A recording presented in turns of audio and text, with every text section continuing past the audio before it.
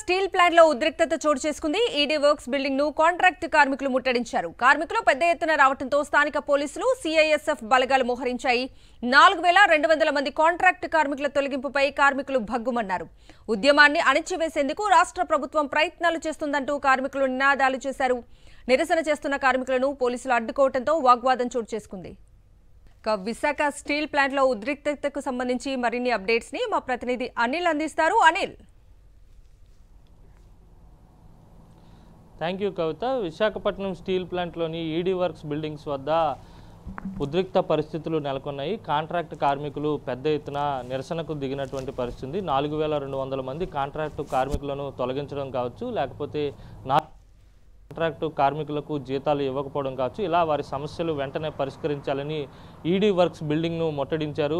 ఉద్యమాన్ని అణచివేసేటువంటి ప్రయత్నం రాష్ట్ర ప్రభుత్వం చేస్తుందని వారంతా కూడా ఆరోపిస్తున్నటువంటి పరిస్థితి. పెద్ద ఎత్తున పోలీసులు మోహరించారు. స్థానికంగా ఉండేటువంటి పోలీసు ఉన్నతాధికారులతో పాటు లోకల్ పోలీసులు కూడా పెద్ద ఎత్తున స్టీల్ ప్లాంట్ లోపలికి చేరుకున్నారు. ఎవరైతే నిరసన చేస్తున్నారో వారందరినీ అడ్డుకునేటువంటి ప్రయత్నం చేస్తున్నటువంటి పరిస్థితి కనపడుతోంది.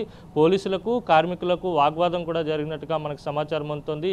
లోపలకు ఎవరిని కూడా అలౌ చేసేటువంటి పరిస్థితి ఉండదు కనుక లోపల జరుగుతున్నటువంటి పరిణామాలు కూడా బయటకు తెలియకుండా ఉండేందుకు పోలీసులు తగిన జాగ్రత్తలు తీసుకుంటున్నారు. పెద్ద ఎత్తున కార్మికులు విధులు బహిష్కరించి కాంట్రాక్ట్ కార్మికులంతా కూడా ఈడీ వర్క్స్ బిల్డింగ్ వద్దనే బైఠాయించి తమ జీవితాలను నాశనం చేస్తారా అంటూ కూడా స్టీల్ ప్లాంట్ అధికారులను ప్రశ్నిస్తున్నటువంటి పరిస్థితి. కార్మిక సంఘాల నేతలంతా కూడా లోపలికి వెళ్ళి ఉక్కు అధికారులతో సంప్రదింపులు జరుగుతున్నారు.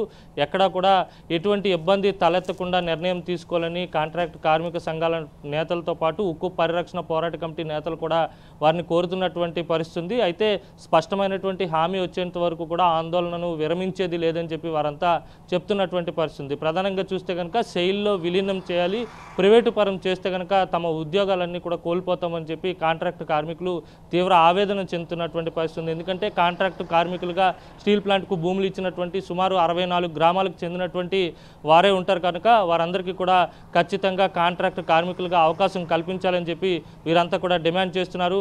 ఉన్నటువంటి కాంట్రాక్ట్ కార్మికులను తీసేస్తే మాత్రం సహించేది లేదని కూడా యాజమాన్యానికి హెచ్చరికలు జారీ చేస్తున్నటువంటి పరిస్థితి. ఇంకొకటి విచిత్రమైనటువంటి సందర్భం నెలకొంది. నిన్న పోరాట కమిటీ నేతలు వెళ్ళి విశాఖపట్నం ఎంపీ భరత్ను కలిసేటువంటి ప్రయత్నం చేశారు. 8 గంటలకు వారికి అపాయింట్మెంట్ దొరికింది, కలిశారు. స్థానికంగా జరుగుతున్నటువంటి పరిణామాలు, కాంట్రాక్ట్ కార్మికుల తొలగింపు, అలాగే ఇక్కడ ఉన్నటువంటి కార్మికులను డిప్యుటేషన్పై ఇతర స్టీల్ ప్లాంట్లకు తరలించేటువంటి ప్రయత్నాలన్నీ కూడా ఆయనకు వివరించేటువంటి క్రమంలో కాంట్రాక్టు కార్మికులను తొలగించిన విషయం కూడా ఎంపీకి తెలియదని ఆయన బదిలవడం జరిగింది. దీంతో పోరాట కమిటీ నేతలు కూడా కంగుతున్నారు. అసలు జరుగుతున్నటువంటి పరిణామాలు ఇంత పెద్ద ఎత్తున ప్రజా ఉద్యమం నడుస్తుంటే, ఇంత పెద్ద ఎత్తున స్టీల్ ప్లాంట్ ప్రైవేటీకరణకు వ్యతిరేకంగా ఉద్యమం నడుస్తుంటే స్థానికంగా ప్రాతినిధ్యం వహిస్తున్నటువంటి ఎంపీకి విషయం తెలియకపోవడం ఏంటని చెప్పి పోరాట కమిటీ నేతలు కూడా ఇబ్బంది పడినటువంటి పరిస్థితి స్పష్టంగా కనిపించింది. ఓవరాల్గా చూస్తే కనుక కాంట్రాక్టు కార్మికుల తొలగింపు అంశాన్ని చాలా ప్రతిష్టాత్మకంగా పోరాట కమిటీ నేతలు తీసుకున్నారు. కాంట్రాక్టు కార్మికులను తొలగిస్తే కనుక ఊరుకునేది లేదని ప్రభుత్వంపై ఒత్తిడి తీసుకొచ్చేటువంటి ప్రయత్నం చేస్తున్నారు. ఈ సందర్భంలోనే మరో వాదన వినపడుతోంది. కార్మిక సంఘాల నేతలు పెద్ద ఎత్తున కేంద్ర ప్రభుత్వం స్టీల్ ప్లాంట్ ప్రైవేటీకరణ దిశగా వేగంగా అడుగులేస్తుంది కనుక రాష్ట్ర ప్రభుత్వం కేంద్రానికి మద్దతు ఇచ్చింది. అసలు ఆ మద్దతును ఉపసంహరించుకుంటామని కేంద్రాన్ని హెచ్చరిస్తే కనుక ఖచ్చితంగా స్టీల్ ప్లాంట్ అంశానికి సంబంధించి కేంద్రం సానుకూలమైనటువంటి నిర్ణయం తీసుకునే అవకాశం ఉంటుంది కనుక రాష్ట్ర ప్రభుత్వం ఖచ్చితంగా కలుగజేసుకుని పెద్ద ఎత్తున ఒత్తిడి తీసుకురావాలనేది కార్మిక సంఘాల నేతల నుంచి వినపడుతున్నటువంటి డిమాండ్. కానీ ప్రభుత్వం నుంచి ఏమాత్రం స్పందన లేదు. స్టీల్ ప్లాంట్ను కాపాడుతామని చెప్తున్నప్పటికీ కూడా నిర్ణయాలు కూడా వేగంగా జరుగుతున్నటువంటి పరిస్థితి. లోకేష్ కావచ్చు, చంద్రబాబు కావచ్చు, పవన్ కళ్యాణ్ కావచ్చు, స్టీల్ ప్లాంట్ను కాపాడుతామని చెప్పినప్పటి నుంచే కూడా పూర్తిగా నిర్ణయాలు వేగంగా జరుగుతున్నాయి. కాంట్రాక్ట్ కార్మికులు తొలగింపు కావచ్చు, బ్లాస్ట్ ఫర్నేస్లు మూసివేత కావచ్చు, లేకపోతే స్టీల్ ప్లాంట్లోనే ఉన్నటువంటి ఫెర్రో స్క్రాప్ నిగమ్ లిమిటెడ్ను కూడా అమ్మివేసినటువంటి పరిస్థితి. ఇలా ప్రతి అంశాన్ని కూడా ప్రైవేటీకరణ దిశగానే యాజమాన్యం తీసుకెళ్తోంది. రాష్ట్ర ప్రభుత్వం దీని మీద నోరు మెదపకుండా సైలెంట్గా ఉండడానికి కూడా కార్మికులు జీర్ణించుకోలేక పూర్తి స్థాయిలో ఈ రోజు నుంచి ఉద్యమ బాట పట్టేందుకు సిద్ధమయ్యారు.